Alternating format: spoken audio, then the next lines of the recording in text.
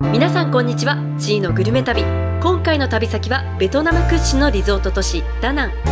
円安でも怖くない、物価激安のダナンに10日間滞在して、新鮮な海鮮、ローカルフード、そして行列のできる大人気店まで食べ尽くすグルメ旅。ミシュラン掲載店は本当に美味しいのか、そして結局ダナンはコスパ最強なのか、実際に足を運んでいろんなお店で食べまくって感じたことを皆さんにお伝えします。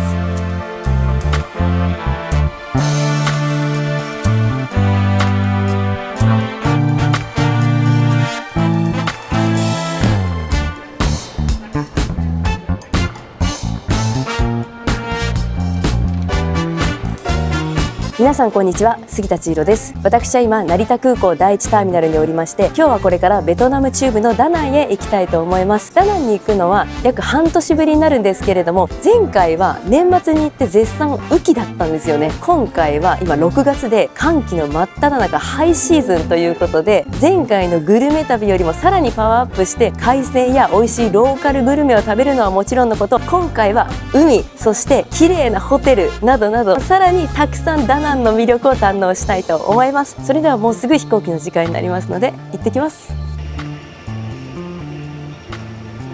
ベトナム航空、お席は結構ゆったりめです。枕とブランケットが配られます。さすがハイシーズン、満席です。ベトナムでは最近オンライン入国シートが導入されましたので、事前に登録しておくことをお勧めします。機内食は2種類から選べました。洋食&アジアンスタイルと和食の照り焼きチキンご飯ですね。洋食&アジアンスタイルはパスタとビーフが入っていて、エビが入った副菜。照り焼きご飯の方は大きなチキンがご飯に乗ってて、お蕎麦がついてて、副菜はお弁当のおかずみたいな感じになってます。デザートは大福です。いただきます。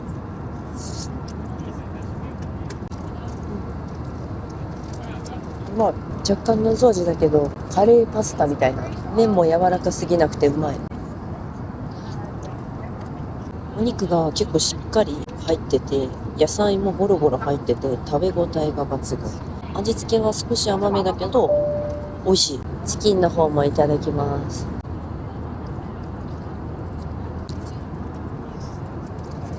照り焼きかなと思ったけど照り焼きじゃないです。なんか醤油のあんかけみたいな感じ。大きなチキンが3つもドンと入ってるので食べ応えがすごいです。舌で噛み切れるぐらいに肉は柔らかい。そば、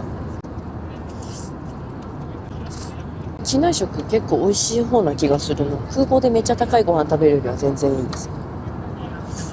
メインは洋食の方が好きです。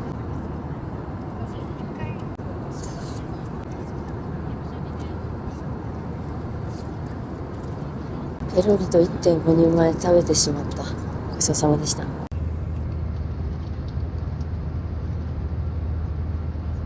っちゃ暑い。これもう体感40度ですね。うわー、すごい列や。着いた。いやー暑いですね。ピーカンなのかなと思ったけど、空港出てみたら意外と風が出てて気持ちいいですね。空港出てすぐ左に行ったところに両替所がいくつかあるので、ここで少し両替をしたいと思います。並んでるんですけれども、その中でも評判がいい両替所がこちらの両替所。両替は街中の方がいいとは思うんですけれども、まずは試しに1万円、この空港の評判がいい両替所で両替したいと思います。1万円158万ドンになる。思ってたよりはいいですね。あっという間に158万ドンになりました。残りの金額については半市場の方にレートがいい両替所があるので、そちらで両替をして比較したいと思います。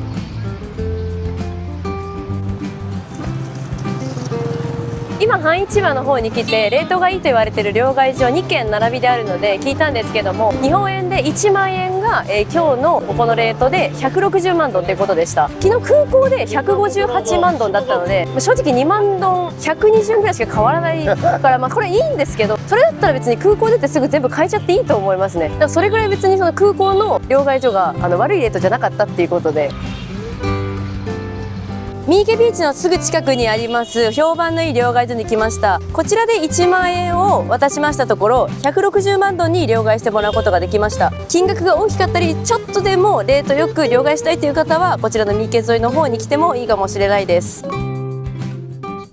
まずは SIM を開通させたんですけれども、ここ1年ぐらい気に入ってずっと使ってた eSIM 会社さんがあったんですよ。前回中国行った時とか、ずっとそこの eSIM を使ってるんですけれども、今回そこのアーモンド eSIM っていう会社なんですけれども、皆さんにもご紹介したいと思います。 Amazon で eSIM を購入すると注文情報を入力して、そこからメールが来て、でそこからアクティベートしてっていう流れなので、早くても10分20分ぐらいは時間かかっちゃうと思うんですけれども、このアプリを経由してつなぐことでワンクリックでアクティベートしますかみたいなボタンが出てくるので、煩わしい手続きが一切なく、誰でも簡単にセットアップすることができます。実際今まで使った中で一番簡単でした。 Amazon で購入するのとアプリを通して購入するのだったら Amazon の方が普段使ってるから楽じゃないって今まで思ってたんですけど、今回アプリを使ってみたらもっと簡単だったので、やり方をご紹介したいと思います。まず日本にいるうちにこのアーモンド eSIM さんのアプリをダウンロードしておきます。アプリを開くといろんな国が出てるんですけれども、今回はベトナム、例えば3泊だったら3泊を押してデータプラン無制限で、下に金額が出てきて、で確認を押すとクーポンが初回限定だと 20% 割引になって、この金額からさらに安くなります。で支払い方法を押して支払い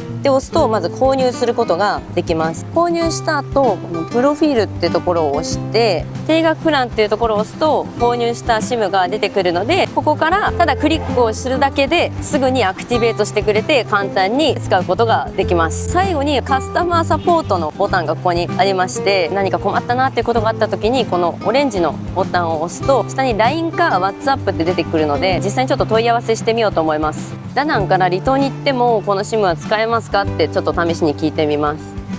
今1分経たずにすぐ既読がつきましたね。真夜中とかでも全然すぐ既読つきますからね。本当に24時間体制で、機械ではなくて人が返信してくれるっていうのがこの eSIM の売りなんだそうです。もう返信来ました。ベトナムであれば基本的に使えます。このような形で些細なことでもすぐカスタマーサポートに引けるので、旅慣れしてないなとか、ちょっと初めて使うから心配なんだけどとか、アクティベートを自分でちゃんとできるかなっていう方も LINE で簡単に問い合わせができるようになっています。今回アーモンド eSIM さんからこの動画を見てくださった方に、さらに eSIMがお得に購入できるクーポンを発行していただきました。購入するときに招待コードでローマ字でちーちゃんと入れていただくと300円さらにお安く SIM が購入できるということで、気になった方はぜひ概要欄のリンクからチェックしてみてください。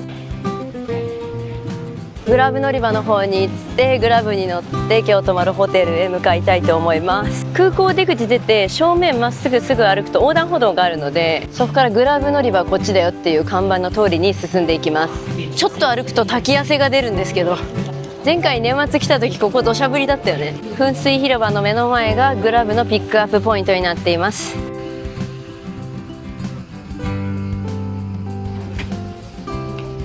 グラブに乗りまして、ここからホテルに向かうんですけれども、ダナンは空港と市街地がすごく近くてですね、市内中心部までは車で約15分ぐらいで行けます。で、私が今日宿泊するのがリゾートエリアのホテルになりますので、8.5 キロぐらい、20分約13万ドン、850円ぐらいで行けます。ホテルに向かっている間にダナン観光をする上での注意点を6つ簡単にお話ししたいと思います。まず最初の3つが今の時期ならではにはなるんですけれども、寒気のベストシーズン6月から8月にかけてはかなり暑いです。日中の最高気温が38度なんてのもザラで、体感温度は40度に上ることもある猛暑です。なので日焼け止めや帽子、サングラスなどしっかり対策をして観光するようにしましょう。2つ目がスコール対策も必須です。寒気でも急に大雨が降ることもあります。折りたたみ傘や軽い雨具、濡れてもいいサンダルがあると便利です。3つ目、飲食店のエアコンの有無を確認。ローカル店や海鮮レストランはエアコンなしで扇風機だけのお店もあります。暑さが苦手な方や小さなお子様がいる方は事前に口コミや写真で確認しておくのがおすすめです。後半3つはオールシーズンの注意事項にはなるんですけれども、4つ目、お金の桁に注意。ベトナムドンはゼロが多く金額を間違えやすいです。2026年6月時点にはなりますが、日本円にして100円で約1万6000ドン、1万円になると160 160万ドンととにかく桁が多いです。支払いやお釣りはその場でしっかり確認をするようにしましょう。5つ目、交通量とタクシーに注意。ダナンは比較的落ち着いていますが、バイクは多いです。道路を渡るときは焦らずゆっくり。タクシーは初めて乗る方はグラブなどの配車アプリを使うと安心です。最後にはなりますが、スリ置き引きに注意。ダナンは治安が悪いわけではありませんが、観光地ということもあって人が多いので、最低限の防犯意識は必要です。物を置きっぱなしにしたり、カバンを開けっぱなしにしたりしないように注意しましょう。以上6つのことを意識していただければ、ダナン観光きっと楽しくできると思います。ティアウェルネスリゾート、竹やぶの道が。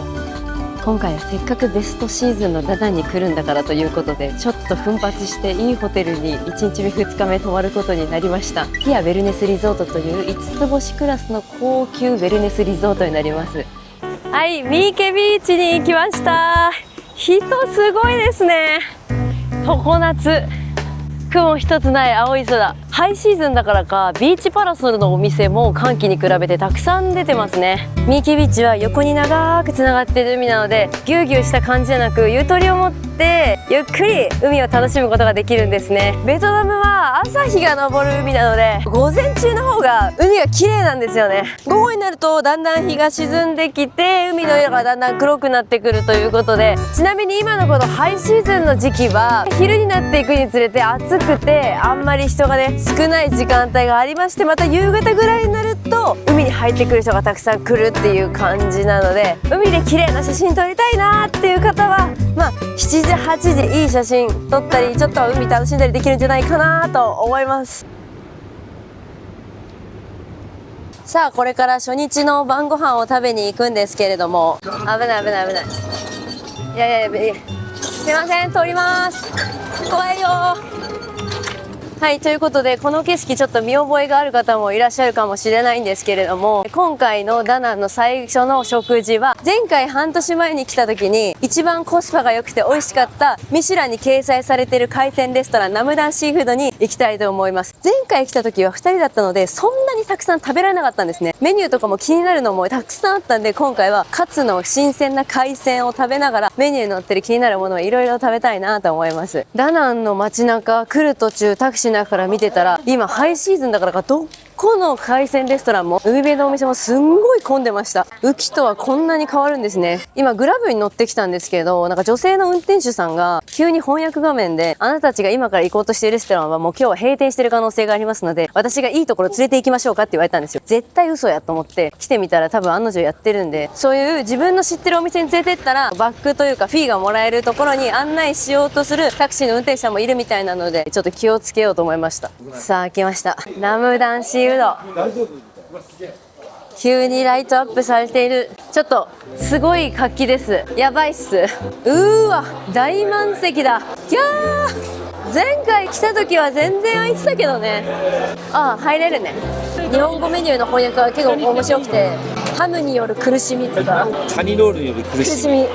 でも大体意味は伝わる。これは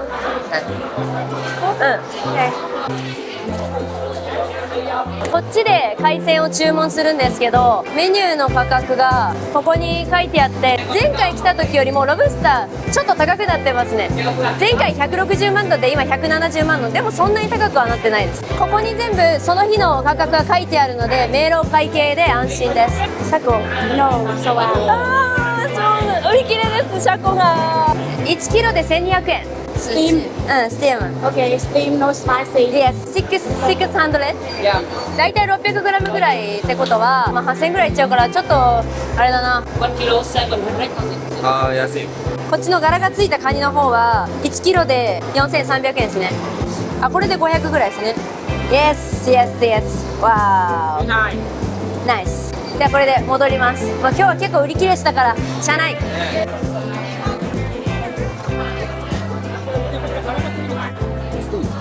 シーフード焼きそばですよ。前回この店で牛肉の焼きそば頼んだんですけど、肉がちょっと硬かったんで、今回はシーフードにしました。最初に焼きそば来ちゃったけど、いただきます。これシャコウだよ。カニコウだ。あれですか？あ、嫌いなのある。エビめっちゃうまいんですけど、口の中の水分を全て持ってった。卵チャーハンです。こんなたっぷりの量で55,000丼。フライド馬肉がたっぷり入ってて、卵チャーハンうまい。牡蠣が6つ入ってチーズ味とあとオニオン味で9万丼なので550円。ネギとオニオンの牡蠣いただきます。味付けがうまい。チーズ焼きってさ、こう来たらあんま頼まないから2種で乗ってると嬉しいね。前回来た時気になってたエビのグリル9万丼550円です。メニューに載ってる海鮮は安いけどちょっとカツに比べたら新鮮味が薄いかなっていう。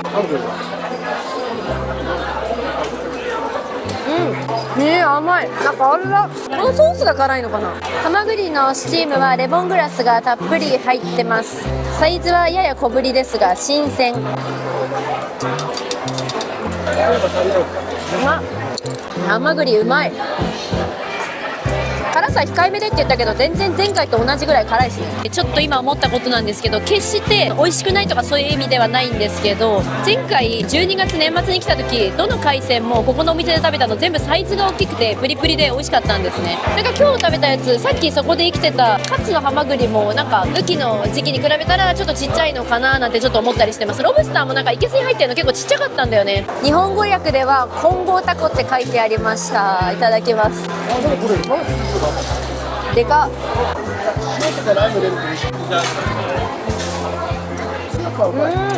タコうまい。パンチがある。釣り人だからわかるけどこのタコはむちゃくちゃ新鮮だと思う。タレがナンプラーが入っててタコの弾力と合わさるとスパイスが効いててすごく美味しいです。うまい。カニの調理方法は3種類あって、蒸しかタマリンド炒め、甘酸っぱい炒めかこの塩ニンニク唐辛子炒めだったんで塩ニンニク唐辛子炒めにしました。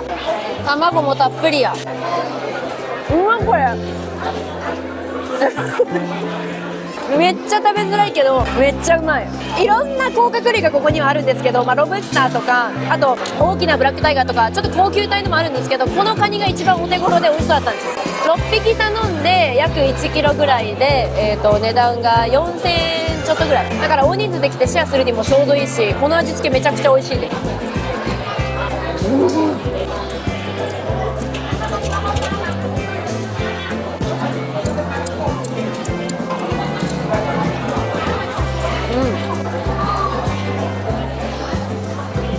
ということでベトナム1軒目の海鮮ナムダンシーフード久しぶりに来ましたけど、やっぱミシュラン掲載の人気店ということもあってすごく美味しかったです。とにかく安い。まだまだバリドローカルの空気を残しながらも観光客の人が押し寄せる、こう来るとちょっと冒険したような気持ちになれる、そんなレストランです。観光客ゼロだよ今日。はい、ごちそうさまでした。お会計結構たくさん食べたんですけど、7人で約220万ドン、日本円にして1万3000円ぐらいでした。1人2000円ぐらい、めちゃくちゃ安い。はい、ということで今日の夜ご飯はミンハーシーフード、ミーケビーチ沿いにある人気のミシュランにも選出された海鮮レストランでいただきたいと思います。立派な門構え。ずっとここね来てみたかったんですけど、なかなか2人だとちょっと今回は人数も多いのでみんなで美味しい海鮮楽しみたいと思います。価格感とかもね、そのあたりも含めて皆さんにお伝えしたいと思います。お店の入り口のすぐ横に壮大な生けすコーナーがあります。この規模はちょっと今まで行ったシーフードレストランの中でも初かもしれない。高すぎない？やばいんだけど、ここのお店今まで来た海鮮レストランの中で一番価格が高いかもしれない。どうやって何を頼んだらいいかちょっとじっくり考えます。なんか置いてある食材が全部極上サイズって感じ。でっかいウニがあるじゃん。ここ1個29万ドン、めっちゃ高い。渡りガニの値段はそこまで高くない。これチリクラブにしましょう。せっかくミシュランの店来たらロブスターも食べたいよね。どれ？これ？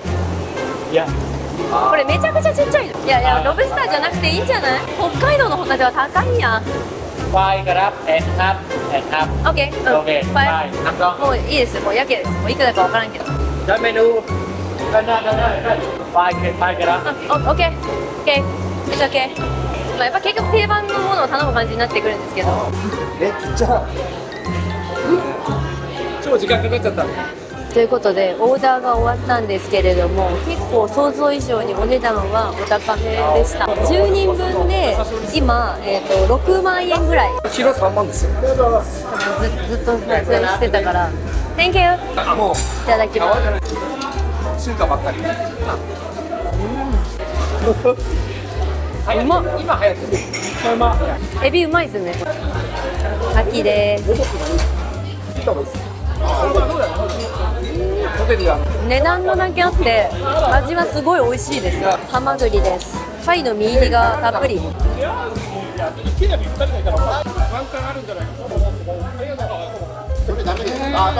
ハマグリめっちゃ美味しいですね。いけすに行って肝が冷えるわって思ったんですけど、食べてみたら味が美味しいから、なんとなくミシュランの意味が。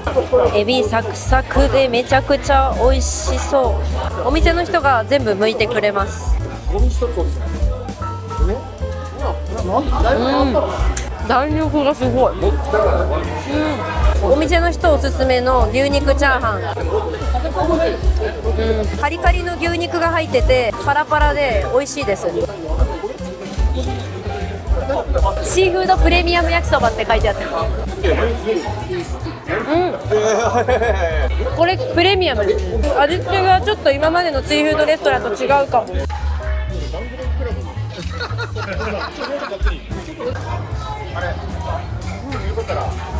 ありがとうございます。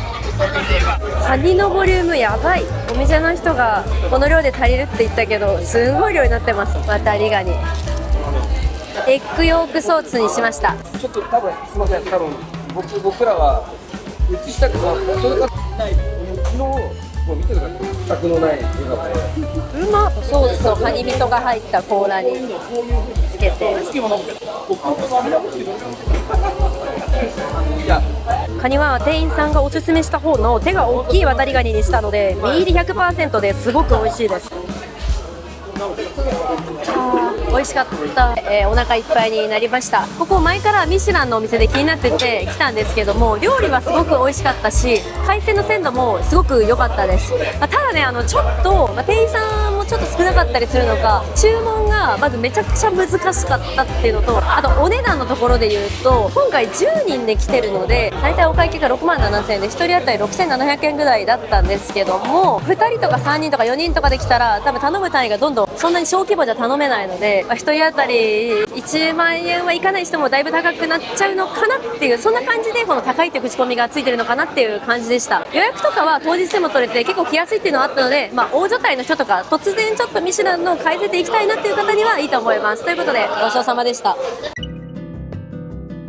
今日の夜ご飯はこちらラングチャイシーフードレストランでいただきたいと思います。海沿いの海鮮レストランとかいろいろ行ったんですけれども、今回は新規開拓してみようということでこちらのレストランを予約してきてみました。 Google の口コミ評価もね結構良かったので、どんな感じか入ってみたいと思います。ここのいけすはなんだか平たい感じの、なんか甲殻類多めな感じじゃない？でっかい手長エビ、1キロでだいたい5、6千円ぐらい。いや安い。100g から書いてあるってことは 300g とかそういう頼み方ができるっていうことだよね。チリクラブのカニ一番安いかも、今まで今回行った中で。1キロ80万ドンでしょ。昨日行った店、一昨日行った店でも1キロ120万ドンとかだから、安いかも。安いわ。定番の貝類とかもあって、エビとかもあって、でロブスターとカニもあってっていう感じなのかな。調理方法は壁際に書いてあって、店員さんと選んで決めていくっていうスタイル。今のところ海鮮の価格は結構安そうだし、穴場かもしれないですね。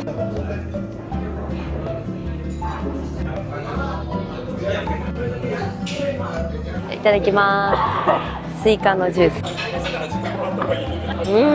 ス。うまっ。超フレッシュ。今日はエビのお刺身からスタートです。生でも食べれるってことで、ダナンでエビ生で食べたことないなと思って頼んでみました。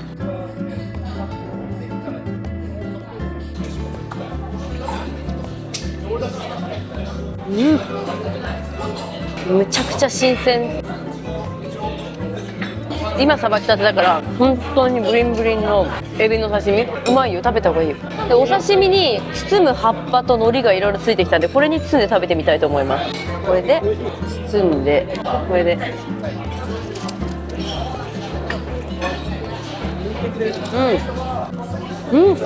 まいよ。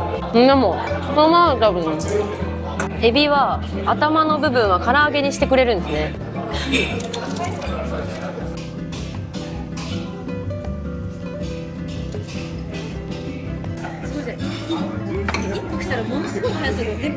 ホタテチーズ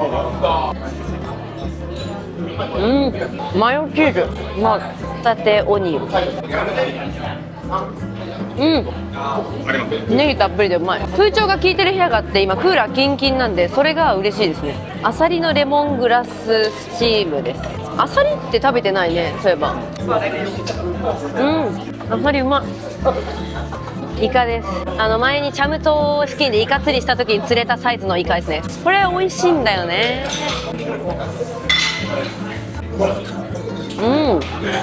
味付け辛いかなと思ったら結構甘辛い感じの味付けでうまいです。海鮮どれも新鮮だから生臭さとか一切ない。味付けはちょっと甘めだ。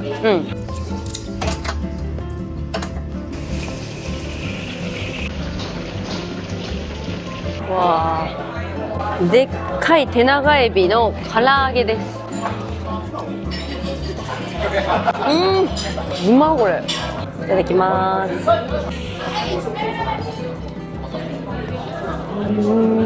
味噌がやばい。これカラって揚げてるからギュッて味噌がこぼれないで中に入ってめっちゃうまいね。うまっ。弾力が。続きまして空心菜炒め。ベトナム来て何回食べるのってぐらいだけど、ここの空心菜炒め結構ニンニクがゴロゴロニンニクが入ってて、シャキシャキした空心菜とよくあってすごく美味しいです。チリクラブです。おお、見てこれ味噌たっぷり。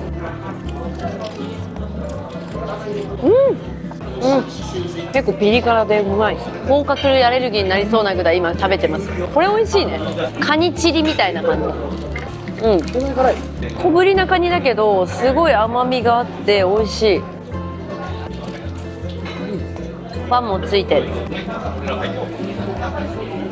ここのチリソースはただ甘いだけじゃなくて、一口食べると後から辛さがピリッときて癖になる味。美味しいです。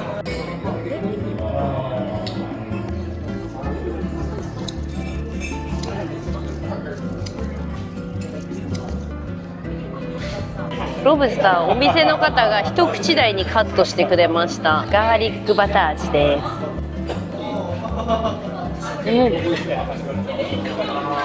なんか史上最強の贅沢なエビマヨみたいになってます。ロブスターを乗っけてロブスタートーストです。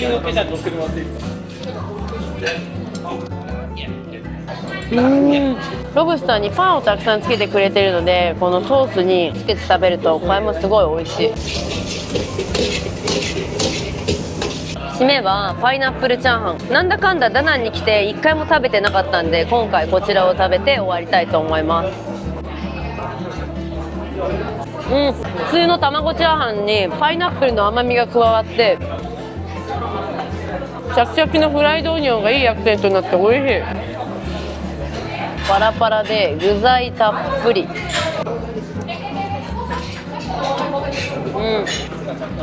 うわ、ダナンで初めてエビの刺身食べたけど、あれ正直めっちゃうまかった。ここに来たらエビ安いんで、エビとあとそのチリクラブとか、カニ、味付けいろいろあるんで好きなのしてもいいと思うけど、でそれ以外にもチャーハンとか野菜炒めとかいろいろあるんで、すごくいいレストランだと思います。ということでごちそうさまでした。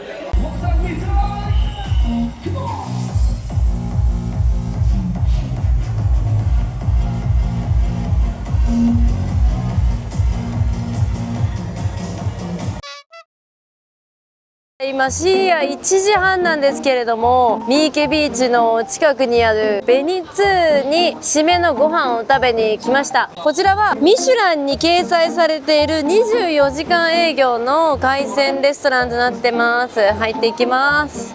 乾杯。うまいわ。深夜のギルティー飯、海鮮チャーハン。いけすから頼まなくても、ここはメニューで日本語が書いてあるので簡単に注文ができます。前回来た時3、4年ぐらい前だったと思うんですけど、その時よりもなんかミシュランに選ばれたからか店員さんの数も増えてるし、店の中もちょっと綺麗になってる感じがしますね。最初来た時もっとドローカルっぽい感じだったんですけど、なんか洗練された感じになってより観光客も来やすい空気感になってます。牛肉焼きそば、焼きそばうまい。具材がたっぷりだ。これで400円500円ぐらい、安すぎる。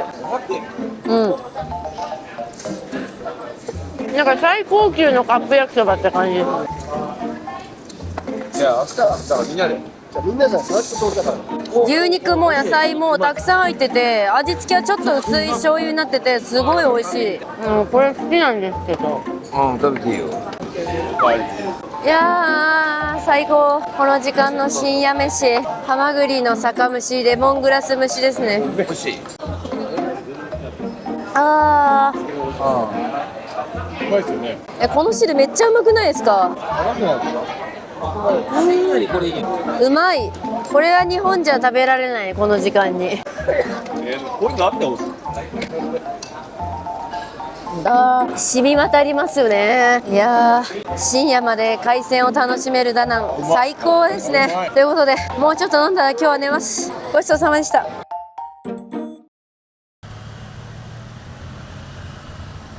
ゴーダナンという巨大なスーパーにやってきました。2階部分は生鮮コーナーになってますので、ベトナムダナンの物価がどんなもんなのかちょっと見ていきたいと思います。やっぱりベトナムダナンはフルーツが安い。すんごいおびただしい数のドリアンがあります。ドリアン相場わかんないんだけど、これで18万ドンだから1000円超えてる。これ安いの高いの？感じちゃうけどね。めちゃくちゃ豪華なケーキ、14万9000ドンってことは1000円切ってますね。激安じゃないこれ。このミニケーキに至ったら3、400円ぐらい安っ。むちゃくちゃでかいバケット1万4800ドンってことは100円切ってます。でっかいピザはワンピースで240円、3万9000ドン。美味しそうな焼きたてクロワッサンも1つ1万9000ドン。また日本とは違うお肉の売り方面白い。お肉の血がさたまらないようになんか網の上に置いてありますけども、牛肉1キロ1200円ってことで 100g120 円、結構安いですね。豚肉は12万5000ドン1キロで、1000円いってない。鶏肉安いんじゃないですか。やっぱり部位によって違うけどだいたい1キロ6、700円。安いね。いけすがある。エビは1キロ27万5000ドン。1700円ぐらい。シーフードレストランで食べた手長エビ4匹入って7万2000ドン。安くない？これ400円とか。まあでも死んでるからな。いろんな見たことない魚が並んでる。新鮮なお魚もこうやってスーパーで買えるようになってるんだね。アサリ 450g かこれ200円。安い。ベトナムでよく出てくるフルーツ盛りの中に入ってるメロンね、200円キロ。安い。これマンゴーでしょ。めちゃくちゃ安いけどまだまだ青っぱおしい。かと言いつつはこれ日本のメロンみたいなのめちゃめちゃ安いんだけど。本当だ。誰1キロ67円。安いよね。100円ぐらい。じゃがいも1キロ2万7000ドンなので170円ぐらいですね。ベトナムはお米がむちゃくちゃ安いって聞きました。あ、これジャポニカライス。日本のお米に近しいお米なんだけど日本よりも全然安いっていうので3キロ9万8000ドン。ってことは1キロ200円ってことですよ。このお米コシヒカリって書いてあるお米も売ってます。こちらが 2.5 キロで9万3500ドン。1キロ200円ぐらいですね。こちらも10個で一番安いやつで2万5500ドン、157円。まあ、日本も今もう卵1パック300円か400円ぐらい。じゃあほぼ2分の1。お寿司のお惣菜が売ってます。サーモンのお寿司ととびっこと600円。そんな安くはないね。ということでベトナムダナンの物価について軽く皆さんにご紹介しました。やっぱ日本に比べるとだいぶ安いですね。特に果物、野菜とかお米に関してはもう日本の何分の1ってぐらい安かったですね。今はねもうお昼の1時前なんですけれども、ミシュランにも掲載されている有名なミークアンの専門店にお昼ご飯を食べに行きたいと思います。ヌードキッチンというお店です。こちらのお店を手掛けるのはマスターシェフベトナム2025で準優勝したシェフ、女性の方がオーナーされているお店ということです。シェフのご両親も昔ミークアンを売っていたそうで、ここではその家族の味を今のスタイルに進化させた少し上品なミークアンをいただけるということで早速入っていきましょう。店前にはブーケンビリアの花が咲いてます。おー、なんかすごいトロピカルな店内。ミークアン専門店って言いながらおしゃれなカフェみたいな作りになってます。ここは魚のミークアンがすごい人気なんだって。魚のやつとビーフのやつでいいですか？ミルクコーヒーとココナッツウォーター、スプリングロール1つ。今までドローカル店でしかミークワンって食べたことがないんで、こういうおしゃれな店で食べるのは初めてかもしれない。最初にライムを絞る、チリ入れる、ちょっとだけソース入れる、このパリパリを砕く、ハーブを入れる、よく混ぜて、いただきます。魚、うまっ。これ何の魚なのかわかんないんだけど、全然生臭さとかない、癖がない白身魚。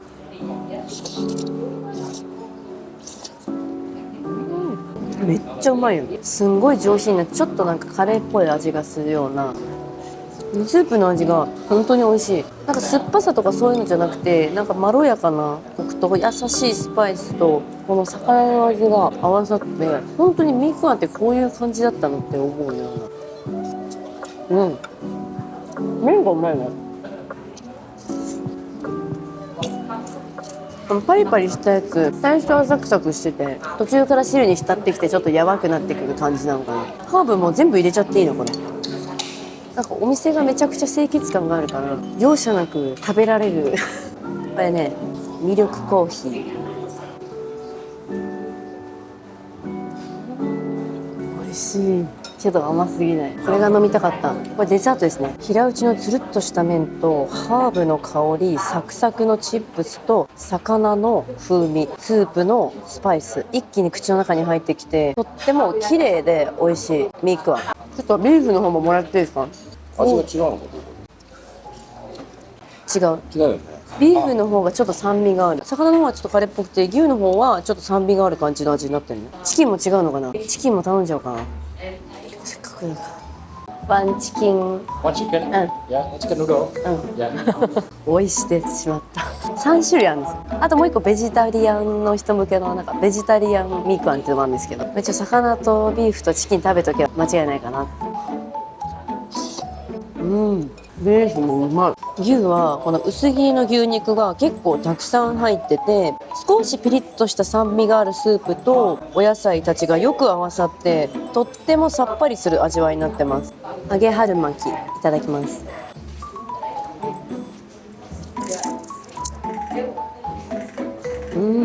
おいしい。皮がサクサクなんだけどちょっともちもちしてる。ココナッツウォーター、うまっ。飲んだココナッツうまい。うまい。開きました。初めてかもしれないな。結構ほんとそのレベルでうまいんだけど。チキン味。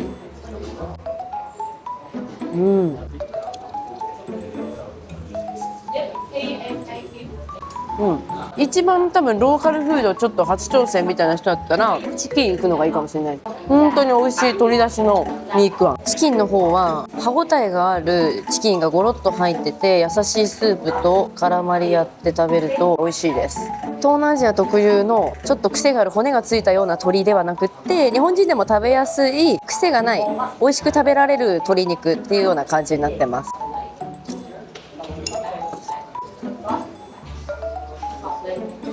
あまりに美味しくておかわりしちゃうぐらい食べてお腹いっぱいになりましたね。今回3種類ミークワン頼んだんですけれども、私が一番美味しいなと思ったのは魚のミークワンでした。今まで食べたことがないミークワンの味なんだけど、ちょっとこうスパイスの味もあるし、とにかく魚の純粋なミークワンっていうのはここでしか食べられないんじゃないかなと思って一番に選びました。ダナンに来てローカルグルメ、とりあえずお昼ご飯どこ行こうかなとか悩んでる方がいたらね、ぜひここのお店おすすめですということで、ごちそうさまでした。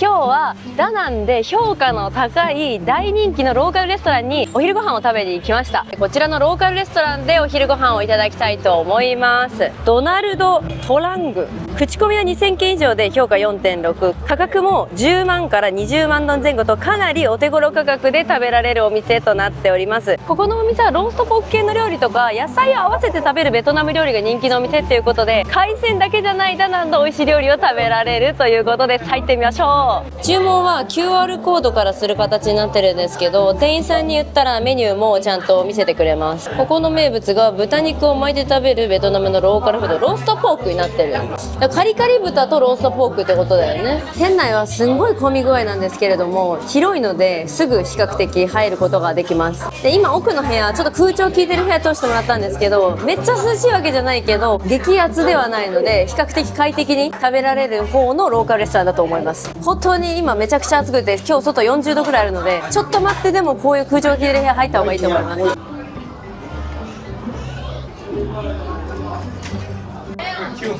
ゃあ肉だけ頼む。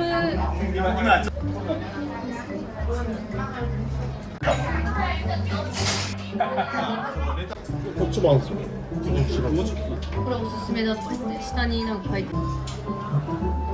店員さんが作ってくれます。硬い皮と柔らかい皮を2枚ずつやって、レタスを乗っけて、豚肉を2枚乗っけて、パパイヤも入れちゃう、きゅうりも、あとちょっと香草も入れて、くるくるっと巻いて、カリカリの方はどうやって食べるかというと、器に香草とかをいろいろ入れて麺にして、そのタレを入れて、まさかのこの麺の方は麺だけで食べるやつですね。いただきます。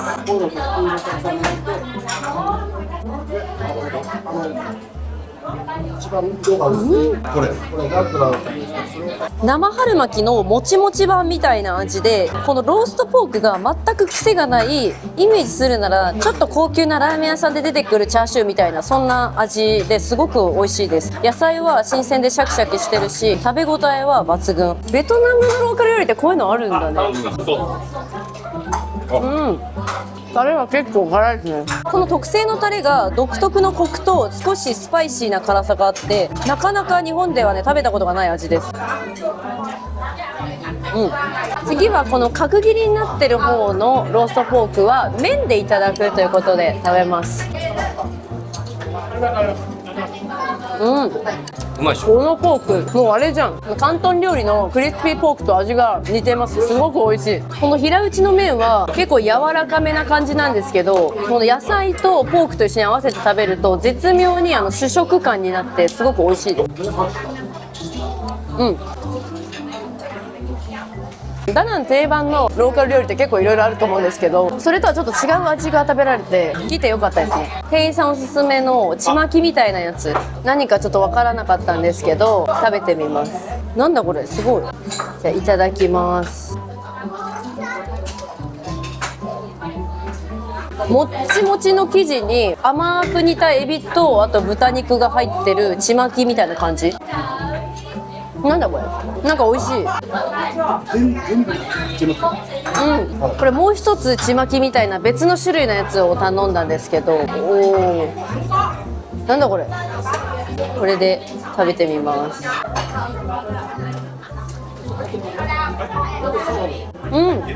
リーミー。このオレンジのやつがプルプルしててちょっとクリーミーで、中に入れると味変ができて美味しい。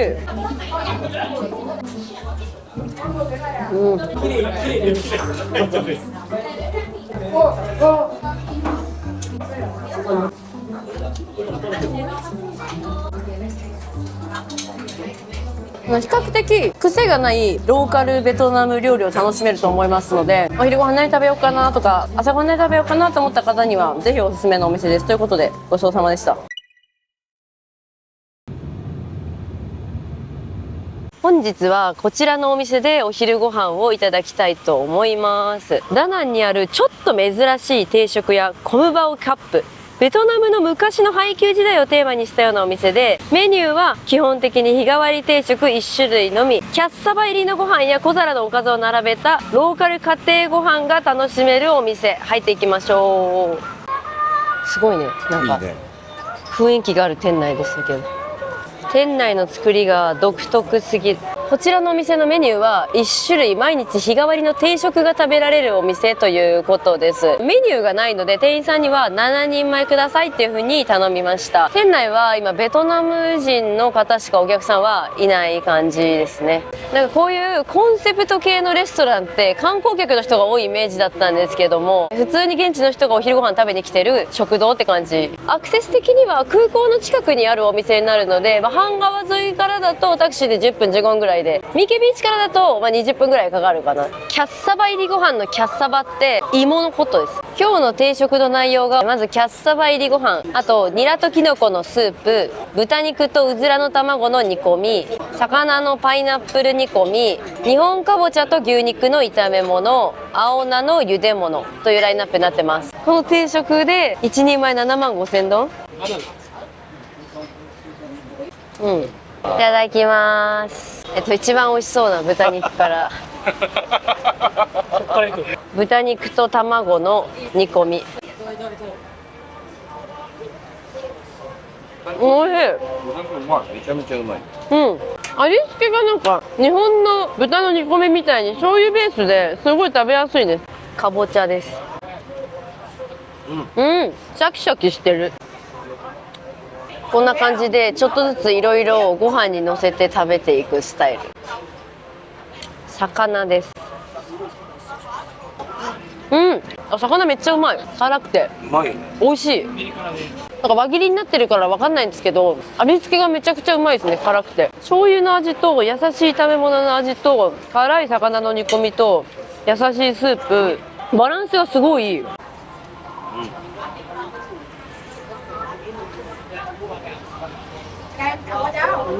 よくベトナムの現地の食体験ツアーとかもあったりするんですよ。ローカルの人が食べてるような食事を作って食べさせてくれるよみたいなので、ちょっといい値段取ってるツアーとかあるんですけど、そういうのに行かなくてもここに来れば昔ながらの現地の食事を食べることができる、そんな感じです。スープです。スープうまっ。スープは優しい味付けできのこがゴロッと肉団子も入っててすごく優しいです。美味しいです。今日のラインナップの中で一番好きなのはこちらの豚肉とうずらの卵の煮付け。ただの醤油の煮込みではなくて胡椒が結構たっぷり効いててパンチがあって美味しいです。このかぼちゃの炒め物もシャキシャキしてて、こっちも胡椒が効いてんだよね。あとニンニクもたっぷり。なんか食材自体は日本にもある食材なんだけど、味付けの感じが全然違うから食べてて面白い。これらの調味料ナンプラーとかあとチリソースとかなんですけども、味変しながら食べられるようになってます。この味付けは現代風にアレンジされているのかな、それとも本当に当時の味なのかな。一人で来ても定食みたいに出してもらってたもんね。でみんなで来たらこうやって大皿で出して囲んで食べられるようになってんの。ローカル食堂で肉、魚、野菜、ご飯をバランスよく食べられて、とってもいい食体験ができました。美味しかったです。ごちそうさまでした。さあ時刻は3時になりまして、おやつの時間、ちょっと小腹が空いたので半市場のすぐ近くにある評判のいいバインミー屋さんに行きたいと思います。半市場がこちらにありまして、信号を渡ってすぐ斜め右にあります。やっぱダナンに来たら1回はバインミー食べたいよね。こちらのお店です。I love バインミー、バインミーカフェ入っていきましょう。Hello。メニューは全部日本語も書いてあります。You recommend? Yeah, the two best menu here, egg and pork. 蜂蜜卵とバーベキューバインミーがおすすめって言ってんだけど、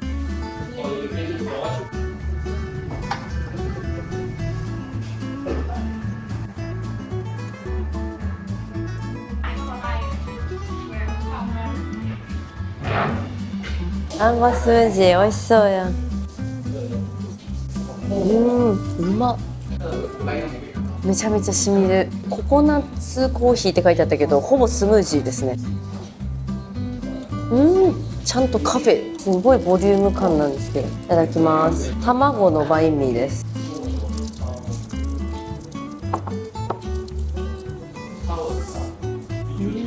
蜂蜜卵って書いてあったんで、どんなもんかなと思ったんですけど、ほんのり甘いけど別に甘すぎる感じじゃなくて、ふわふわのオムレツが入ってるバインミーって感じですごく美味しいです。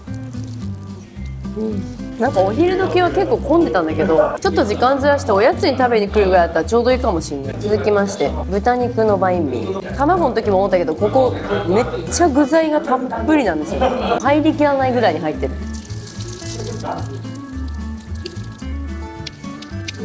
甘めの豚肉のバインミーって感じですね。細切りのシャキシャキ大根と甘辛い豚肉にスパイシーなヤンニョムソースみたいなのがかってるのかな。ホットサンドみたいな感じで食べられるプルコギバインミーみたいな感じの味付けになってます。結構甘いベトナム×韓国バインミー的な感じだから、結構写真映えの感じになってるんだよね。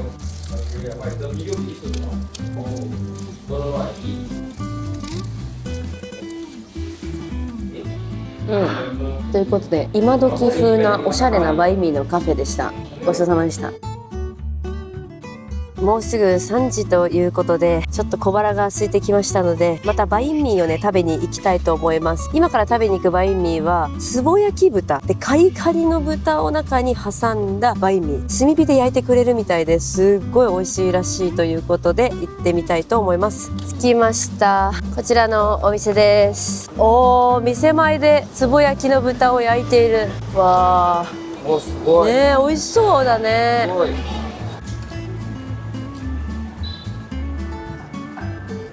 メニューはシンプルにポークバインミー1種類、レギュラーサイズとエクストラポークあるんで、エクストラポークいっちゃいます。35,000円のって安っ。あっという間に買えました。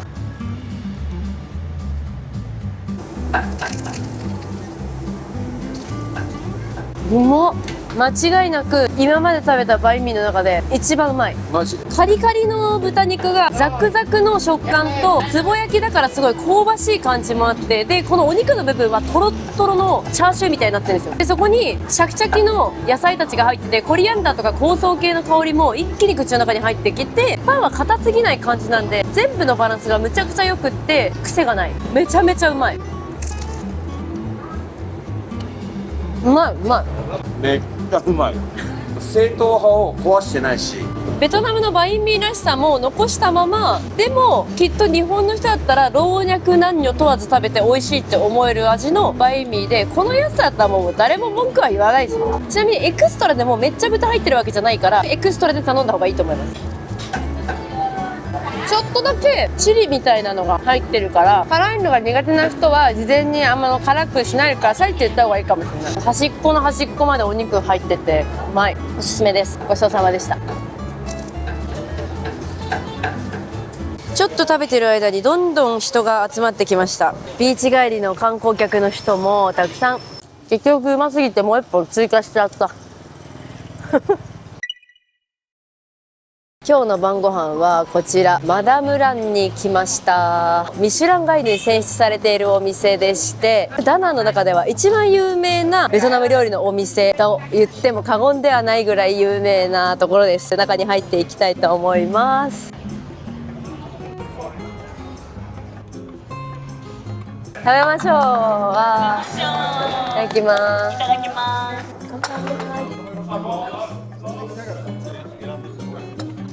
ブロッコリー。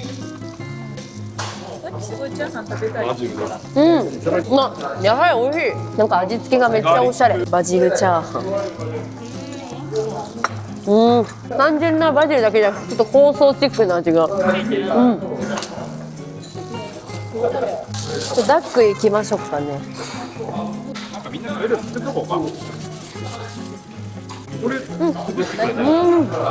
ダックうまっ。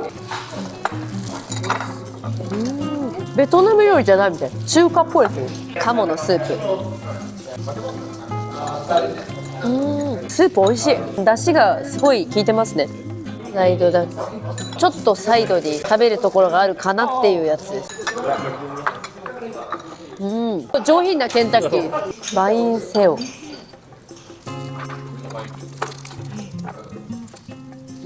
パリパリ。美味しいね。チリソースもつけて。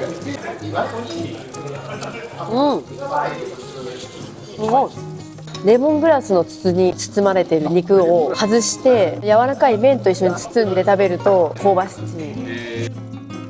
確かにこれ移動したらそうは下が全部滑る。レモングラスの味がすごい好き。蒸した天津みたいな。ホタテとかによく乗ってるオニオン味を米粉がわかんないけど固めたやつに乗っけたっていうベトナム天津みたいな、そういうやつ。中にエビが。俺もさ、一回見たもん。デザートです。チーズとマンゴーといろんなフルーツが入ってます。チーズケーキ。うまっ。こんなに綺麗にベトナム料理を堪能したのは初めてでした。全部すごく美味しかったし、お店もすごく綺麗だったので、ダナンに来てローカル料理を本当に美味しく食べたいなっていう方はぜひいいお店だと思います。ということでごちそうさまでした。今日はダナン最終日ということで、最後に食べるのはアントイというベトナム料理のお店に行きたいと思います。そこのね、レストランすごい人気なんですけれども、予約ができないレストランなんですね。なので早めに行って入りたいと思います。平日の夜7時15分ぐらいですけど、結構人いますね。ミシュランビブグルマンに選ばれたお店アントイです。だいたい20分ぐらい待って入れました。上から木が垂れ下がってて内装がすごい可愛い。ベトナム料理だけじゃなくて海鮮とかもちょいちょいあるんですよね。ガーリックシュリンプを1つ頼んで、牡蠣はネギオニオン味、ホタテはチーズ味で頼みます。麺は締めに頼みたいから空心菜と目玉焼きとご飯の炒め物、ホワイトローズも頼めるんだ。ホイアン名物ですね。パインセオとつくねの巻くやつ、パイナップルチャーハンを頼みました。足りるかな。ライムジュースで乾杯。うまっ。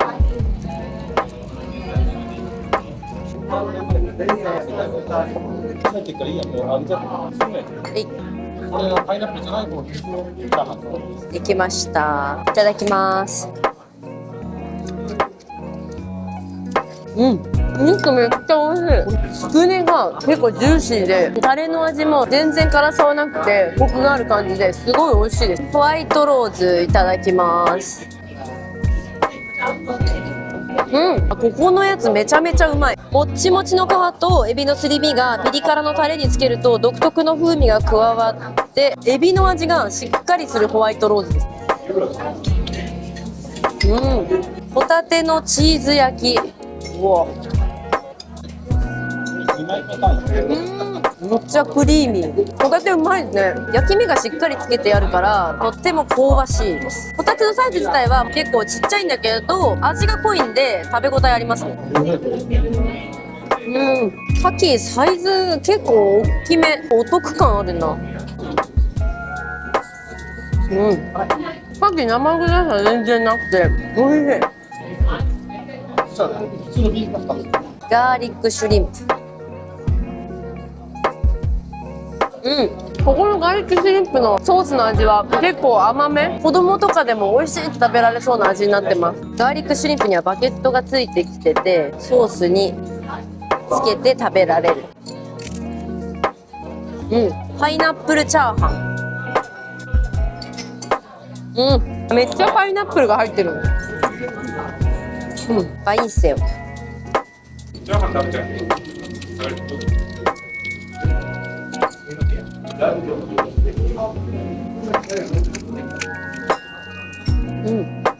パインセオパリパリで美味しい。全部めっちゃ綺麗な味だな。全く癖がない。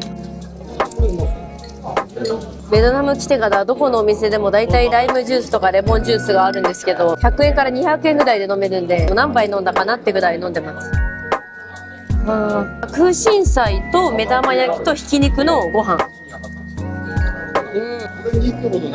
結構辛いなこれ。さっきまで結構甘かったのに急にパンチが。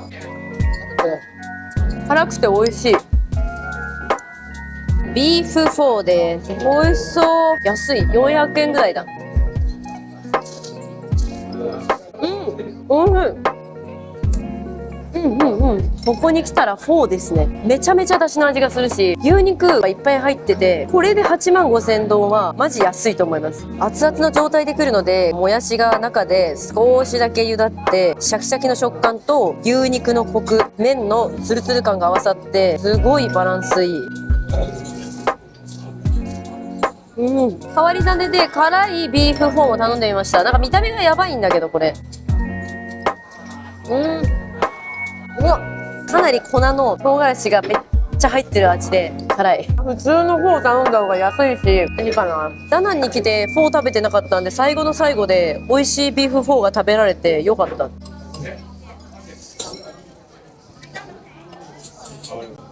さすがビブグルマンに選ばれただけあって全部美味しかったです。ということでごちそうさまでした。今半市場のすぐ横にいまして、徒歩10秒のところにあるこちらの Google 評価で評判が良かったネイルに行きたいと思います。ここはスパとかネイルとか飲食店が1個のビルになってるのか。 Hello. Yes. Okay. ダナンってむちゃくちゃネイルとかスパとかいろいろあるんですけど、どこ行ったらいいのかなってね迷った時に、私 Google マップで探すことが多いですが、ここめちゃくちゃ混んでますね。予約取れてよかったわ。ここ韓国人のお客さんが多いのか、カカオで予約取りました。ネイルめっちゃ混んでるんですけど、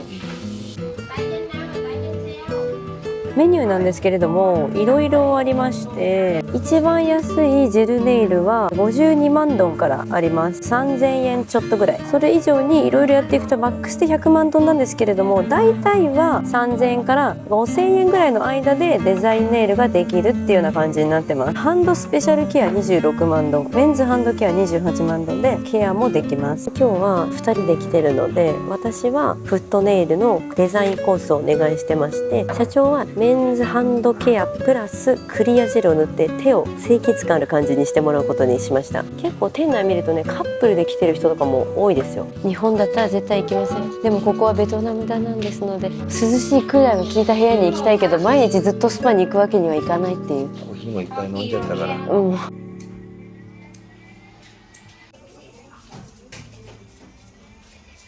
すごいじゃん、それスクラブスベスベになっちゃうじゃん。足もやってもらえばよかったね。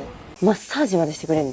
ハンドケアはむちゃくちゃ手厚いの。スペシャルハンドケアコースにクリアジェルを一塗りしてもらい、清潔感がある手元になりました。ちょっと若返りました。フットネイルのデザインって言ったらむちゃくちゃメニューたくさんあるんですけど、全部やりたいデザインの価格がここに書いてあるんですね。ラグジュアリー系のものもあったり、トロピカルっぽいデザインがあったり、ギャルっぽいデザインがあったり、可愛い系があったり、埋め込みキラキラ系ですね。75万ドンです。ネイルのカラーもめちゃめちゃたくさんあります。ハンドネイルのデザインもたくさん種類があります。私の足の指はちょっとね、形が特殊でして、爪が親指以外ものすごいちっちゃいんですよ。こんな私の足でも綺麗にしてもらえるんでしょうか。まずは足のケアをしてもらいます。甘皮の処理もむちゃくちゃ丁寧にやってくれる。どんどん爪の形がでかくなってきてます。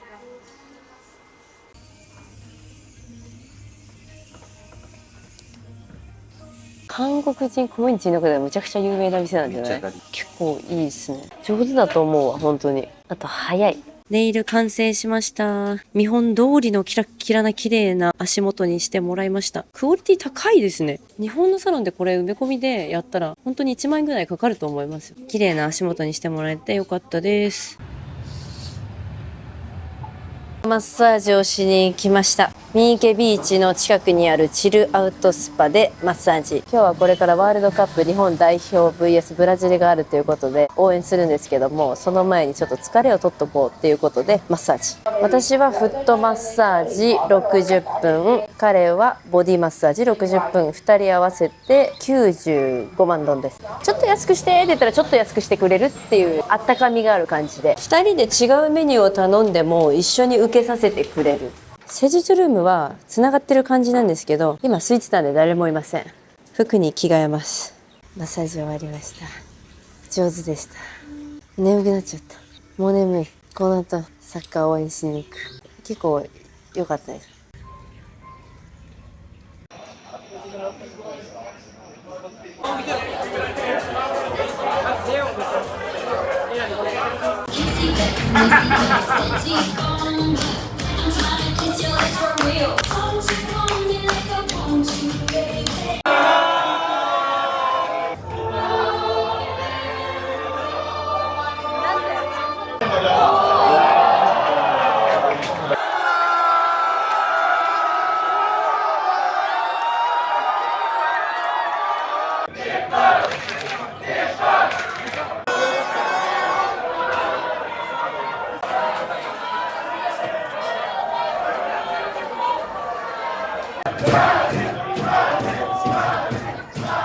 ちょっと旅行中いろいろ歩いて足が疲れてきたのでフットマッサージ行きたいと思います。今いるのは三池ビーチからさらに1キロぐらい上に行ったエリアなんですけれども、 Google の口コミ100件ぐらいしか入ってないんですけれども、評価が高いスパがありましたんで、そちらに行ってみたいと思います。ここです。こちら一軒家スタイルのマッサージ店。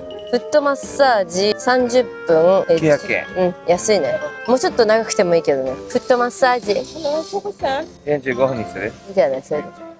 3 people、ディスカウントプリー。20万だ。オッケーオッケーオッケー。なんかダナのマッサージ屋さんはちょっとだけ値下げしてって言ったらちょっと値下げしてくれる。45分フットマッサージ20万ドン。ちょうどいい。3人で横並びで受けられるスタイルです。ローカル感強めだけど、お店の人の感じもいいし、良い感じ。じゃあネイルと、あと頭洗ったりもできるみたいです。フットバスから始まります。キンキンに冷えたお水を出してくれました。ココナッツクラッカーとキャンディーも出してくれました。首にあったかいやつとお腹にもなんかあったかいやつをのしてくれました。ここからフットマッサージ45分してもらいます。ホットストーンのマッサージもしてくれるみたいです。結構強めな首のマッサージもついてます。結構お得じゃない？このマッサージ。途中でいきなりホットストーンの足のマッサージも始まったよ。結構盛りだくさんだった。2人とも爆睡してたじゃん。OK! Thank you! マッサージ終わったらね、地元のおじちゃんたちが順番待ちしてるくらい人気なローカルスパでした。すごいスッキリした。よかったですね。今日はこれから晩ご飯に最近見つけたんですけれども、ちょっと面白いエンターテインメントなショーが見られる洋食が美味しいレストランがあるということで、そちらに行きたいと思います。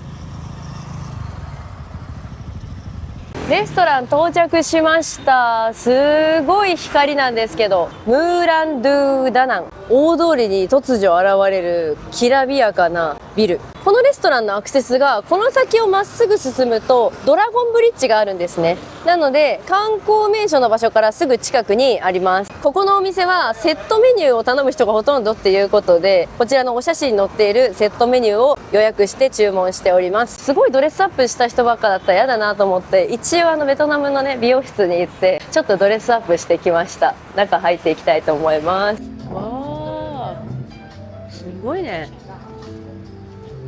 ちょっとお客さんが続々集まってきまして、もうすぐショーが開幕します。ちなみにこちらのレストランは1日3回ショーがあって、そのショーの時間に合わせてお客さんが入れ替わっているっていう感じですかね。東南アジアってこう暑くてさ、こう前半なんか薄着で出歩いてっていう感じだけど、こういうおしゃれなレストランに来てちょっとなんか東京ではできない贅沢体験をしようじゃないかっていうのはまあいいですよね。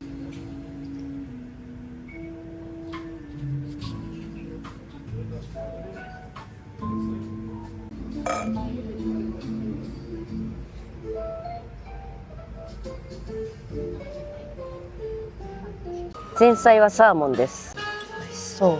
サワーブレッドみたいなやつ。バター。これソースなのかな。よいし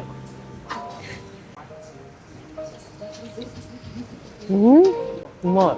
半分はそのままの味で食べて、半分はちょっと追い味をして味を変えられる。これ全部で5皿出てくる。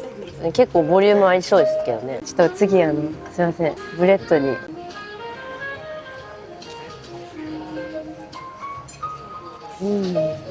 お、ショーが始まる。暗い。Ladies and gentlemen, but when you find the right place, the magic begins. A world of wonder where everyone wins. So forget all your problems, let them drift away. It's not worth the worry at the end of the day. Just20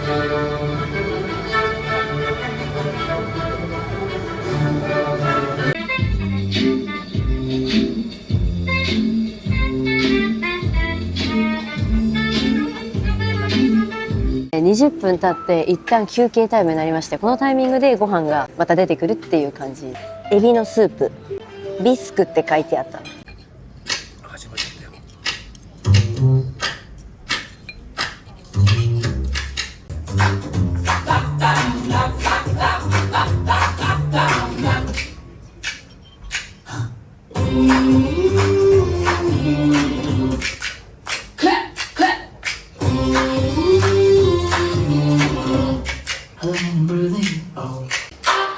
スープがうますぎて生姜入ってきません。めちゃくちゃうまいじゃんこれ。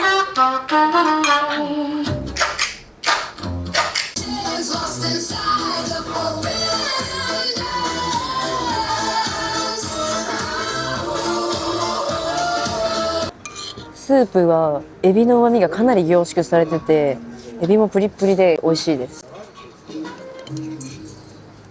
ご飯めちゃくちゃうまいんですけど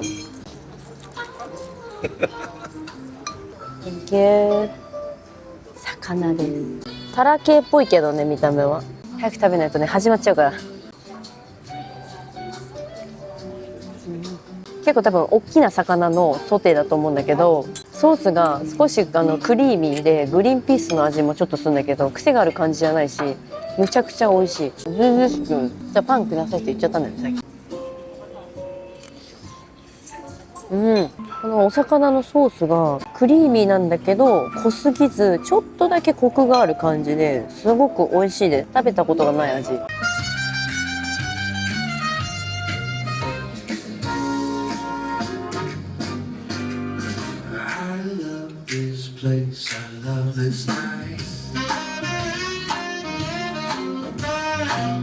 メインの肉が来ました。ステーキ。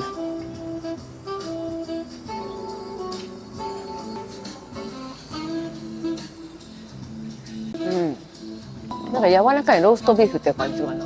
ヒレ肉だから柔らかくて、これ結婚式で出てくるメインみたい。空心菜忘れてないよベトナムっていう最後にね。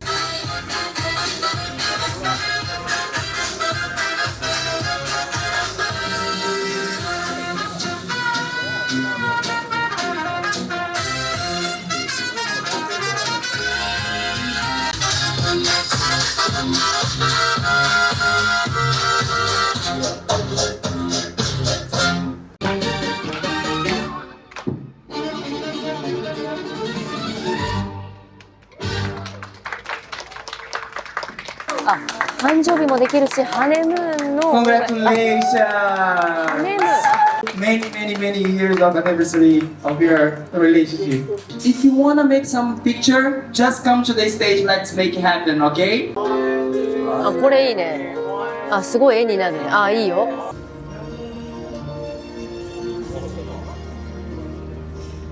デザート。いや、1時間半のショーでしたけど、あっという間でしたね。ココナッツミルクともち米とマンゴーの。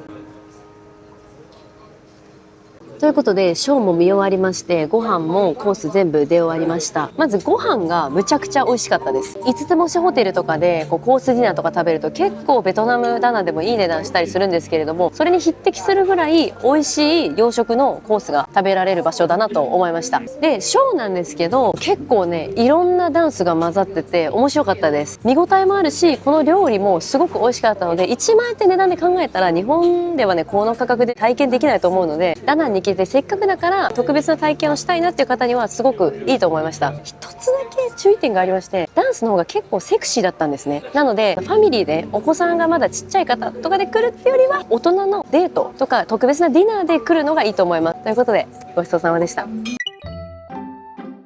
今日のお昼ご飯は今ダナンで一番美味しいって言われてるラーメン屋さんに食べに来てみました。ラーメン優勝券入っていきましょう。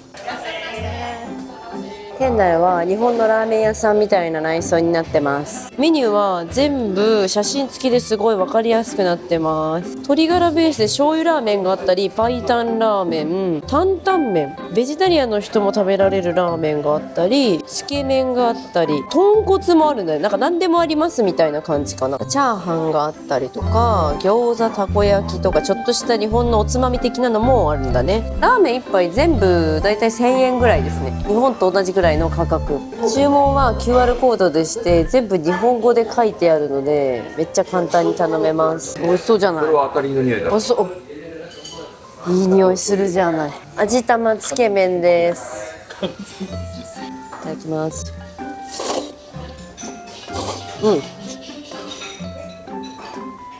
魚粉系のつけ麺ですね。ちょい甘めでここがダナンかと言われたら全然わかんないぐらいには日本のお店のラーメン屋さんの味になってます。チャーシューめっちゃでかい。ローストポークみたいになってるんで噛み切れる柔らかさで美味しいです。豚骨の旨辛がうまいって言ってるんでちょっと一口もらいます。結構しっかり辛くないこれ。豚骨ラーメンにベトナム用のめっちゃ辛い唐辛子をさらにニンニクを入れた味、かなりパンチある。ベトナムユーズされた豚骨ラーメンって感じでありですね。美味しい。お店のメニューのなんか一番おすすめがつけ麺だったんでつけ麺を頼んだんですけど、店内見ると普通のラーメン食べてる人が多いです。なんか豚骨推しかもしれない。つけ汁はちょっとつけただけで結構麺にも具材にも絡まります。これ多分うまいって。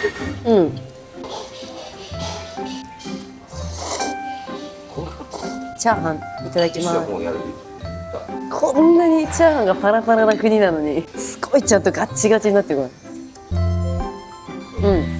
味は日本の米使ってんのかなこれ。もう日本のチャーハンそのまんまって感じで美味しいです。最大中に日本のラーメン食べたいなと思った方はいいんじゃないかなと思います。ごちそうさまでした。前回ダナンに来た時に食べて美味しかったサンラーメンっていうラーメン屋さんがあって、ミーキービーチの方にあったお店だったんですけれども、調べたら半川の近くにも店舗があったということで来ました。お店めっちゃ綺麗です。2階はテーブル席があります。 Google レビューしたら1個トッピングもらえるっていうのでトッピングチャーシューつけてもらいました。結構太っ腹じゃない？スープは2種類あるんですけども、チキンクリアスープとチキンリッチスープ。このチキンリッチスープの方が鶏白湯になってて、クリアスープの方だとこの和風だし醤油ラーメンになるんですけども、この白湯スープの方の醤油ラーメンを頼みました。ちょっと私今辛いの食べたいなということで白湯油辛ラーメン、あとこのとんかつ丼です。前回来た時よりはちょっとだけ値上げしたかな。ドリンクもいろいろありまして、ビールは札幌生ビールが45,000丼で飲めるよ。角も8万丼で飲めるので、ちょっと角杯飲みたいなーっていう時にもいいかもですね。チャーシュートッピングいただきます。めちゃめちゃ辛そうなんだけどこれうまい。あんま辛くない。ピリッとするぐらいでちょうどいい。濃いなうまいですよねこれ。こんなにうまいのになんでいつも空いてるのっていう。値段も別に他のラーメン屋さんとそんな変わんないよ。スープがあまりに濃厚で、もう麺にすごい勢いで絡みついてきます。見た目はめちゃくちゃ辛そうだけど、辛い方のやつはほんの少しピリ辛ぐらいですごく美味しいです。普通の鶏白湯のスープちょっと飲みます。白湯の醤油の方はもう醤油の味がしっかり加わってるからベーシックに落ち着く味ではあるね。カツ丼もいただきます。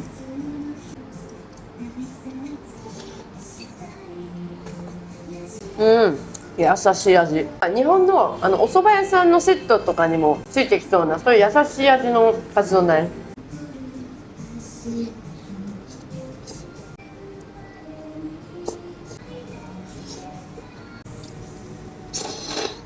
美味しかったです。お腹いっぱい。ごちそうさまでした。時刻が今11時になりまして、結構ね夜遅くなってくるとお店閉まってきちゃうんですよね。空いてるお店ってなるとだいたい24時間営業の海鮮レストラン屋さん行くかみたいな感じになってくるんですが、ちょっとね連日海鮮も食べてきてパンチがあるもの食べたいなと思って調べてたら、三池ビーチ沿いの近くに夜の2時までやっている火鍋屋さんを見つけたので、今日はこちらで晩ご飯を食べることにしました。まだねできて日にちがあんま経ってない新しいお店っていうことで食べてみたいと思います。龍華火鍋、めっちゃでかい店です。なんかダナンじゃないみたいな感じの、ここ中国ですかみたいな作りになってますけど、看板には韓国語の文字も書いてありますね。それだけダナンに韓国の方が多いっていうことですね。中入っていきましょう。注文はパッドで見ながら英語でする形なので結構簡単に頼みやすいですね。なんか店員さんがつきっきりでここにいるので、なんか中国っぽい感じで頼めました。エキストラスパイシーでお願いします。こっちが辛くないんで大丈夫です。こっちはもう1ミリも辛くない。これやばそう。いや、この匂いが好き。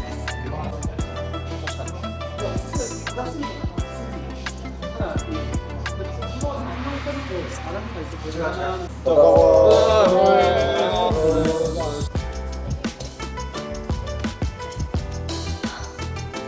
んか海鮮のメニューとかもあったんだけど、ここダナンだから結構面白い会社なのかなと思ったら意外と火鍋のルールに沿った海鮮です。いただきます。まずはマーラー。おお、うま辛って感じ。めっちゃ辛くしてって言ったんですけど、なんか中国でいう微辛から中辛ぐらいの辛さの美味しく食べられるマーラー。味自体はね、美味しいですよ。すごい。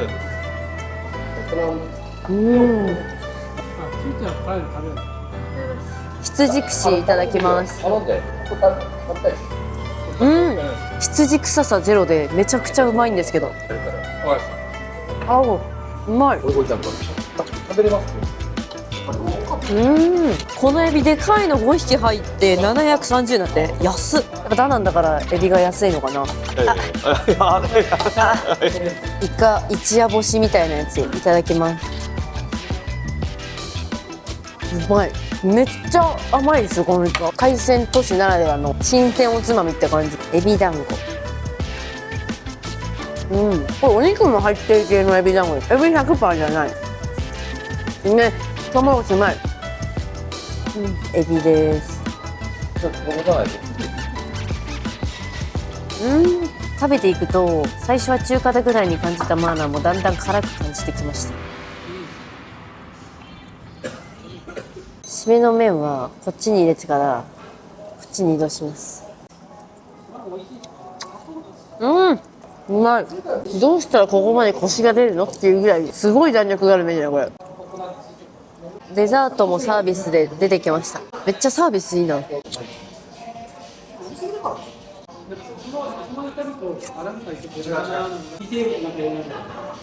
ガツッとしたマーラーで元気いっぱい。とっても美味しかったです。ごちそうさまでした。こ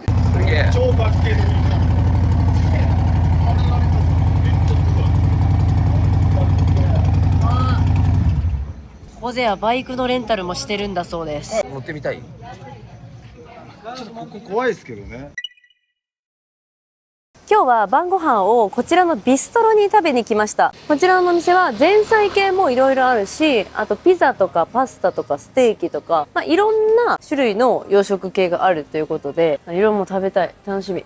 ダナンでいろいろ洋食のレストラン調べてた時に結構お値段お高めのお店が多いなと思ったんですけど、ここのお店は割とお手頃価格で、でもちゃんとした美味しい洋食が食べやすそうだなと思って来てみたんです。安いでしょ。だからね、ここ結構今お店入ってきた時も現地のベトナムの方が多かったので、地元の人がよく来るようなお店なのかもしれない。乾杯。ワインのことは詳しくないのでわからないんですけど、すっごい冷えてて美味しい。ハーブバターみたいな感じ。いただきます。塩味が効いてる。自家製パンの上にトマトとチーズとバルサミコソースとあと玉ねぎが乗っている。いただきます。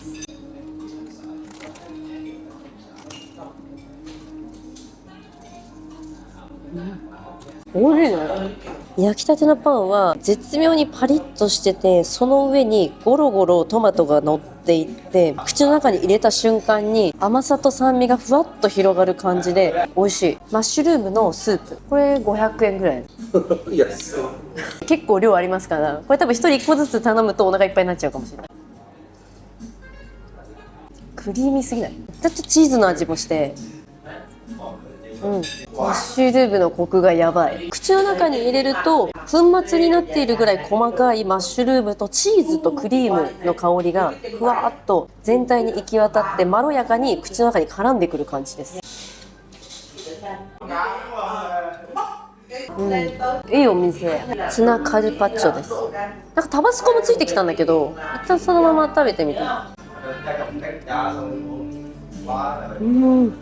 いい意味でベトナムっぽいっていうか、そうね、ちょっとタバスコでパンチ効かせた方がうまいかも。マグロ自体はかなり薄くスライスしてあって、臭みとかは全然ないんですけど、お酢の味が効いてるおしゃれなカルパッチョって感じ。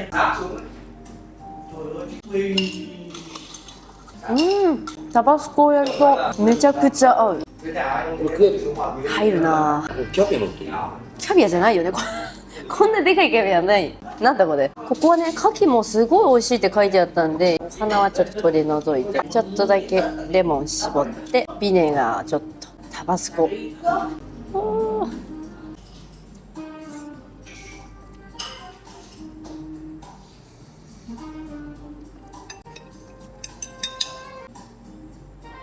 最高すぎる。美味しいこの牡蠣、宮城県産なんですけどもめちゃめちゃクリーミー系な牡蠣で、このダナンに来てこういう生牡蠣を食べられるとは思ってなかった。だけどやっぱこのソースとか味付けっていうのはイタリアンな感じになってるんで、めちゃくちゃうまい。どっかのなんか牡蠣大使とかにしてくんないかな、本当にステーキです。ヒレじゃない、ヒレじゃない、リブって書いてたの。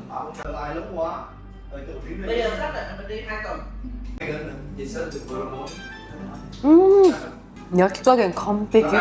油もどこまで多くなくて、赤身肉ですごいあっさりしてるのに焼き加減が最強すぎてめちゃめちゃ柔らかい。リブアイ。リブアイってどこ？わかんない。わかんないのに聞かないで。ヒレではないのは確かで、これ。ちょっと。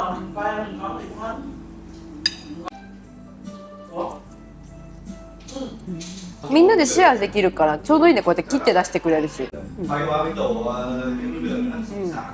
一品の量自体は、2人でシェアしたらちょうどいいかなっていうぐらいの量になってますね。焼き牡蠣も追加で頼みました。この下のなんか青い塩めっちゃおしゃれくない？焼き牡蠣の方も相当おすすめということで書いてあったんですけども、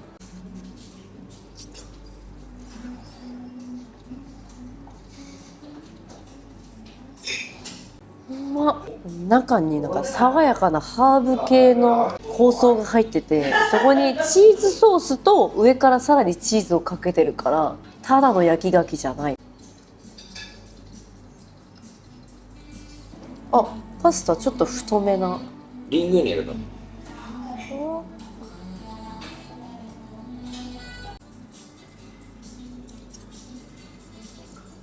普通に美味しいボロネーゼ。まあまあ麺の量多いですね。たっぷりのミートソースとたっぷりのチーズが入っていて、結構クリーミー系。パスタの茹で加減はちょっとだけやわめなんですけども、これが一皿1000円しないと思うとすごいコスパいいなと思うような、そんな味です。この焼き牡蠣の味付けは今まで食べた焼き牡蠣界の中でも一番うまかったです。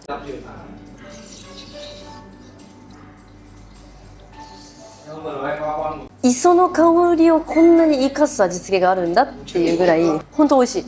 いつも大体ダナンに来たらピザ食べに行こうだったらピザ4ピース行くことが多いんですけども、今回はせっかくだからちょっと違うところも開拓してみようと思って来てみたんですけども、結果すごく良かったです。もう全部美味しかったということで、ごちそうさまでした。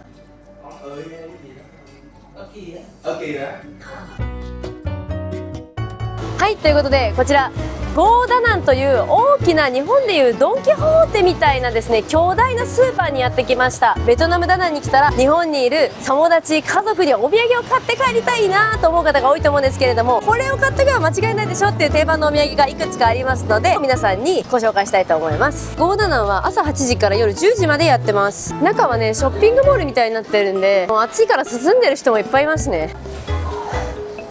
3階に上がってきまして、ここがお土産とか買えるようなのがあるコーナーですね。お土産を探すと、ベトナムのお土産といえばまずはベトナムコーヒーですよね。ベトナムコーヒーの定番といえば G7。 こちらは1つ7万1000ドンなので430円ぐらいで買えます。 G7 シリーズで私が美味しいなって思ったのがですね、ココナッツコーヒー。以前購入しましたが美味しかったです。今回も買って帰ります。レジェンド、こちらも結構有名なコーヒーのブランドになります。箱が高級感あるんでお土産としても渡しやすい感じですね。これもね美味しかったです。続きましてベトナム定番のお土産といえばナッツ。よく私がお土産で買うのはこういうちょっと可愛い箱に入ったカシューナッツ。これね7万ドなんで400円ぐらい。あともっと安いのだとこういう袋詰めになっているタイプのお砂糖がついたピーナッツが200円いかないぐらいの値段で買えます。2種類のピーナッツ買って帰りたいと思います。続きましてベトナム定番のお土産ドライマンゴー。こういう小分けにななってるパックでこれ5個入ってるんですけど、これで1000円ぐらいで買えます。1袋200円、これいいですね。続きまして、よくスパとか行った後に出てくるココナッツクラッカー、これもねお土産で結構喜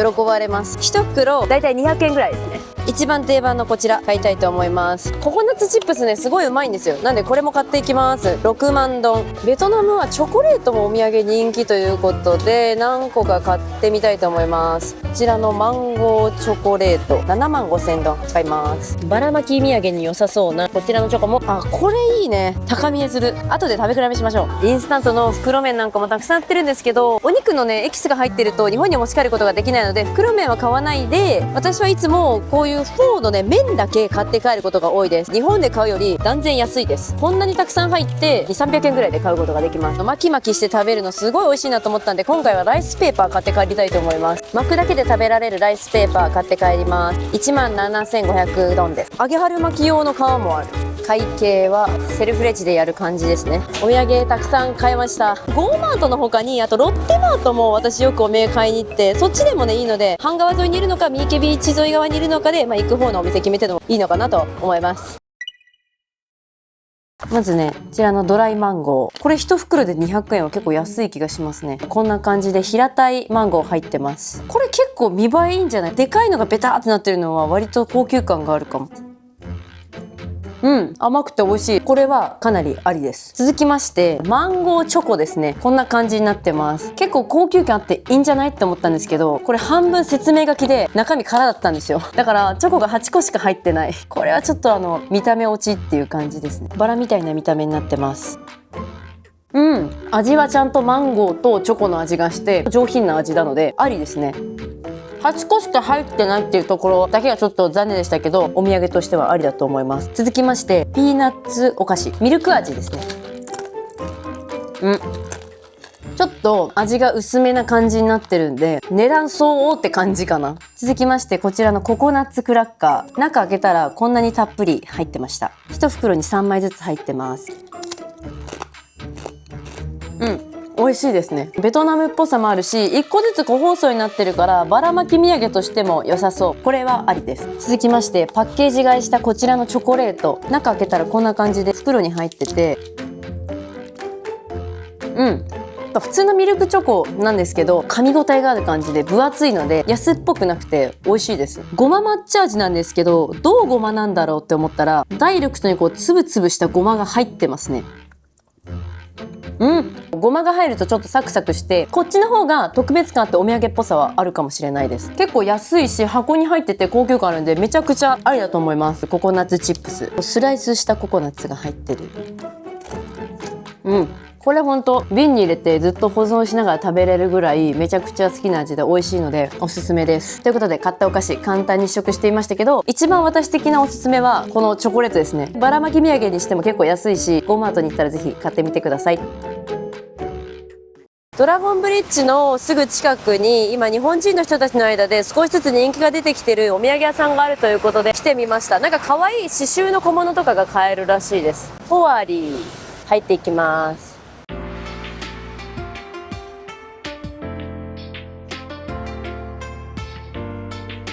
こういう感じで刺繍がしてあってイニシャルが入ってるポーチとかが買える。このサイズで10万ドンだって。こういうのが人気なんだそうです。ちっちゃいのもいろいろあるらしくて、何これかわいい。ハンドメイドの水着ポーチ、多分中でこう仕切りになってて上と下と入れられるようになって、この部分は刺繍になってる。こういうちっちゃいポーチは6万ドンなので3、400円ぐらいで買える。お菓子とかがやっぱ激安だからさ、そうじゃないお土産を買って帰りたいなっていう。かわいい。意外とこういうポーチも喜ばれたりするんだ。刺繍がなかなか日本ではないというか、結構しっかりめなさミニバッグみたいなやつ、これ12万ドン。いいね。お店2階もありますね。めちゃくちゃいっぱい2階にバッグがあるんですけど、すごいね。しかもめちゃくちゃ安い。こういうさちっちゃいミニバッグみたいなやつ、これ7万ドンだって。2、300円で買える。喜ばれそう。ちょっとお土産を選びます。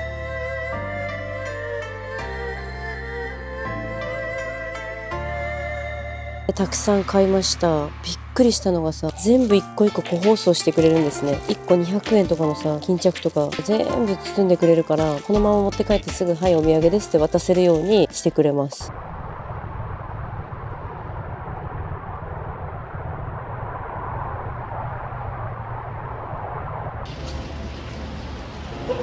ダナンは深夜便が結構多くって空港もかなり混み合うので搭乗の3時間前には来た方がいいと思います。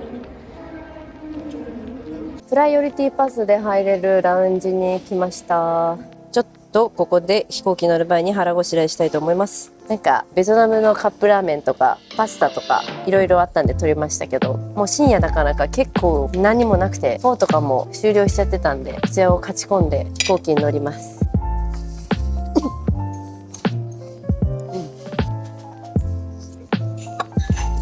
うん。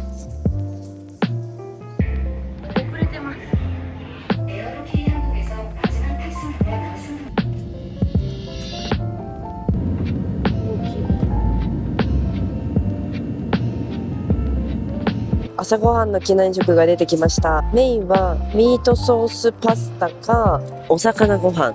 それ以外のおかずはどちらも一緒で、エビサラダとパンとフルーツとヨーグルトです。私はお魚ご飯にしました。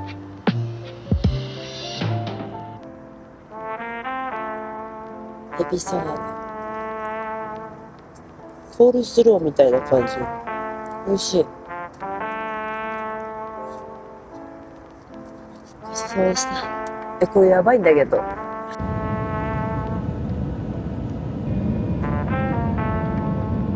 ということで今回はベトナムダナンでグルメ旅やっていきました。新鮮な海鮮はもちろん美味しかったですし、それ以外にも今回はミシュランをはじめいろんなダナンの美味しいレストラン巡ることができました。ということで最後までご視聴いただきありがとうございました。この動画が面白いと思ったらぜひチャンネル登録高評価よろしくお願いします。次回の動画でまたお会いしましょう。バイバイ。